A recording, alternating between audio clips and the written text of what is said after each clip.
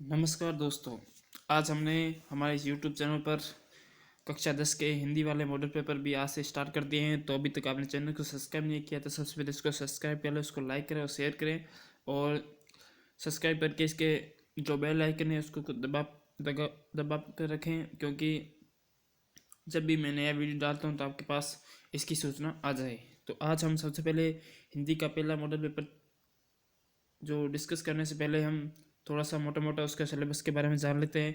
कितना नंबर का पेपर आएगा और कितने में से कितने नंबर आपको लाने हैं और कौन सी किताब से कितने नंबर का पेपर बन रहा है। तो सबसे पहले देखते हैं कि आपका जो पेपर होगा वो 3.25 घंटे का होगा। उसमें से जो आपके अंक लेके आने हैं, आपको अंक लेके आने देखो, प्रश्न पत्र होगा 80 नंबरों का। और जो आपको 20 नंबर जो आप प्रोजेक्ट के जो स्कूल से भेजे जाते हैं ये 20 नंबर है ये। और जो वार्षिक पेपर होगा वो 80 नंबर का होगा। तो कुल पूर्णांक होगी 100। ठीक है। और पेपर होगा 3.25 घंटे का। ये तो हो गई नंबरों की बात और समय की बात। अब देखते हैं, देखो, अपठित गद्यांश से 10 नंबर के आएंगे प्रश्न। और रचना व्याकरण से आपके जो रचना से संबंधित जो प्रश्न हैं, जैसे लेटर हो गया, तो वो 14 नंबर के आएंगे। उसके बाद में आपकी जो 9 से 12वीं तक की जो किताब चलती है व्यवहारिक व्याकरण वाली, उसमें से 10 नंबर के क्वेश्चन आएंगे। फिर आपकी जो किताब चलती है 36 भाग 2, वो 36 नंबर की है। और जो कृतिका भाग 2 है वो 10 नंबर की है। तो कुल मिला के ये जो 80 नंबर का पेपर बन रहा है, तो 80 नंबर का पेपर बन रहा है। और 80 नंबर तो आपके वार्षिक पेपर है। और 20 नंबर के आपके प्रोजेक्ट के कार्य, अर्धवार्षिक और जो 3 परख होते हैं उसके मिला के आपको जो नंबर भेज जाते हैं वो 20 नंबर है। ठीक है। ये तो होगी सिलेबस की बात। अब हम चलते हैं सबसे पहले, ये देखिए आप, ये पाठों के नाम में उसके सामने जो आप लिखे हुए हैं कौन सा पाठ कितने नंबर का है। जैसे सूरदास है वो 3 नंबर का पाठ है, तो आप देख सकते हैं इसमें। जल्दी जल्दी आप देख लेते हैं, साथ में देख लो आप कौन सा पाठ कितने नंबर का है। ये तो होगी पाठ के अंकों की नाम की जो संख्या है वो। उसके बाद में ये प्रश्न, ये तो पाठ वो है जो अभी जो हटा है कोरोना में। अब देखो, कृतिका में देखो 3 पार्ट लगते हैं आपके। माता कांचल, जौहर पंचम की नाक, साना साना हाथ जोड़ी। और क्षितिज में सूरदास, तुलसीदास, जयशंकर प्रसाद, सूर्यकांत त्रिपाठी, निराला, नागार्जुन, गिरिजा कुमार माथुर, ऋतुराज, नेताजी का चश्मा, बाल गोविंद भगत, लखनवी अंदाज, एक कहानी ये भी, नौबत खाने में इबादत, व्यावहारिक व्याकरण और मॉडल प्रश्न पत्र 27। ठीक है। तो देखो, सबसे पहले हम कृतिका का जो पहला पाठ है माता कांचल, उसके बारे में चर्चा करेंगे। उसका पहला प्रश्न मैं आपको बता रहा हूँ, आप ध्यान से सुने और चैनल को लाइक कर दें और इसको सब्सक्राइब कर लें, क्योंकि आप चैनल को सब्सक्राइब नहीं करके रखते हो तो फिर क्या आपके पास सूचना नहीं जाती है। और चैनल को ज़्यादा से ज़्यादा लाइक क्या करें, क्योंकि आप लाइक नहीं करते तो फिर क्या है, एक मोटिवेशन नहीं मिलता है। तो चैनल को लाइक कर देते तो आपको एक मोटिवेशन मिलता है मुझे भी काम करने का। तो ये पहला प्रश्न है, माता कांचन नामक कहानी के लेखक हैं। तो इसके जो लेखक है उनका नाम है शिवपूजन सहाय। तो प्रश्न ए का उत्तर हो जाएगा शिवपूजन सहाय। दूसरा प्रश्न है, लेखक का वास्तविक नाम था। तो लेखक का वास्तविक नाम था तारकेश्वर नाथ। वास्तविक नाम तारकेश्वर नाथ इनका वास्तविक नाम था। ठीक है। उसके बाद में लेखक गली में खिलौने लेकर जाते हैं। तो कार के, बैलगाड़ी के, हाथी के, काठ का घोड़ा। तो लेखक गली में कौन सा खिलौना लेकर जाता है, तो वो काठ का मतलब लकड़ी का घोड़ा होता है ना। काठ मतलब कास्ट, कास्ट कास्ट देखो लकड़ी से बना है। काठ कास्ट कास्ट काठ। ठीक है ना, देशज भाषा है। ठीक है ना, ये कास्ट काठ शब्द है जो देशज है। चिरोरी करना मुहावरे का अर्थ है। तो चिरोरी का मतलब विनती करना, इसका अर्थ हो जाएगा विनती करना, इसका अर्थ है।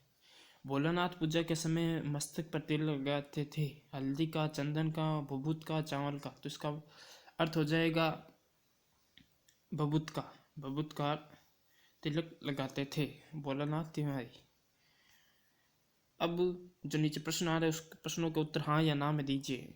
पूजा पाठ करने के बाद लेखक के पिता 500 बार राम राम लिखते थे या नहीं लिखते थे, तो इसका अर्थ होगा हाँ, लिखते थे। लेखक के पिता उन्हें प्यार से प्यारे बुलाते थे, नहीं बुलाते थे। लेखक और उसके दोस्त शाम के डर से रोते चिल्लाते थे, रोते चिल्लाते भागे थे। हाँ, तो भागे थे। लेखक के बाबूजी गीता का पाठ करते थे। हाँ, इसका उत्तर जो हो जाएगा हाँ, बबूत लगाने से लेखक श्री कृष्ण जैसे लगते थे। नहीं, इसका उत्तर हो जाएगा नहीं। रिक्त स्थानों की पूर्ति कीजिए। पहला प्रश्न है रिक्त स्थानों का। लेखक के साथियों पर सबसे ज्यादा ढीठ था। लेखक के साथियों में सबसे ज्यादा ढीठ कौन था? तो वो एक बेज्जू व्यक्ति था, वो सबसे ज्यादा ढीठ था। लेखक का बचपन में सबसे अधिक जुड़ाव किससे था? तो बाबूजी से था। सबसे ज्यादा जुड़ाव बाबूजी से था। भोलानाथ और उसके साथी अपने ग्रंथों के किवाड़ खालिस्तान से बनाते थे, तो दिया सलाई से बनाते थे। दिया सलाई पता है आपको? चिमनी होती है ना, चिमनी, राजस्थान में चिमनी बोलते हैं, दिया सलाई। दिया होता है, दिया, दिया में क्या ऐसे मोमबत्ती सी जगाते हैं, उससे रोशनी होती है। दीपावली हम लगाते हैं ना वैसे। लेखक बचपन में भी माता पिता के साथ खेलता था। क्या खेलता था? तो कुश्ती खेलता था। अगला प्रश्न है, लेखक के पिताजी गंगा जी में मछलियों को क्या खिलाते थे? तो आटे की गोलियां खिलाते थे। आगे प्रश्न आ रहे हैं, निम्नलिखित प्रश्नों का उत्तर एक वाक्य में दीजिए। माता का अंचल पाठ किस उपन्यास का अंश है? तो माता का अंचल जो पाठ का जो अंश है वो किस उपन्यास से है? तो आप देख सकते हैं इसमें दिया हुआ है, माता का अंचल पाठ देहाती दुनिया उपन्यास का अंश है। बहुत ही महत्वपूर्ण क्वेश्चन है ये, देहाती दुनिया। अगला प्रश्न, लेखक बचपन में लेखक और उसके साथियों के खेल कैसे हुआ करते थे? बचपन में लेखक और उसके साथियों के खेल नाटक जिससे हुआ करते थे, जैसे नाटक होते हैं, हम नाटक करते थे छोटे थे, वैसे इसके खेल होते थे। मकई के खेत में किसका झुंड चल रहा था? मकई के खेत में चिड़ियों का झुंड चल रहा था। आपसे कोई पूछ ले मकई के झुंड में किसका झुंड चल रहा था, तो वो चिड़ियों का झुंड था। लेखक के लहूलुहान होने पर घाव पर क्या थोपा गया? जब लेखक लहूलुहान हुआ था, उसके जो चोट लगी थी, तब उसके घाव पर हल्दी पीस कर उसका लेप लगाया गया था। आज भी गाँव में अगर ऐसा कुछ होता है तो एक बार दवाई नहीं होती है तो क्या है, एक प्राथमिक उपचार के तौर पर ऐसी विधि अपनाई जाती है। पाठशाला में बच्चों की शिकायत किस व्यक्ति ने की थी? पाठशाला में बच्चों की शिकायत मुहस्सन तिवारी ने की थी। मुहस्सन तिवारी व्यक्ति ने पाठशाला में व्यक्ति की शिकायत की थी। तो ये तो हो गई हमारे जो चौथ पंचम की जो पाठ है उसके प्रश्न। नहीं, अब चौथ पंचम की जो पाठ है उसका प्रश्न शुरू होने वाला है। हमने पहला भाग पढ़ लिया, ये पाठ का दूसरा भाग है, मतलब दूसरा पाठ है चौथ पंचम की नाक। इससे क्या क्या प्रश्न बनते हैं वो देखते हैं। समाज में नाक किसका प्रतीक मानी जाती है? समाज में नाक, देखो आज हम पर समाज में आज हम पर क्या कि नाक अटकी, तो वो नाक क्या है? वो किसी एक इज्जत की बात है। तो समाज में नाक किसकी प्रतीक मानी जाती है? वो इज्जत की प्रतीक मानी जाती है। जैसे नाक कट जाती है, बोलते हैं नाक कट जाती है, ऐसे सच में नाक नहीं कटती, मतलब एक इज्जत उछल जाती है। जॉर्ज पंचम की नाक नामक कहानी के अनुसार कहाँ की रानी भारत में आने वाली थी? तो जो रानी थी, रानी देखो इंग्लैंड की थी। इंग्लैंड की रानी भारत में जब प्रथम विश्व युद्ध हुआ था, उससे पहले जब ये रानी क्या है यहाँ पर घूमने आ रही थी, तो इससे पहले क्या है, जॉर्ज पंचम की नाक लगाना जरूरी था। जॉर्ज पंचम की नाक नामक पाठ के लेखक का क्या नाम है? तो बहुत ही महत्वपूर्ण प्रश्न है ये।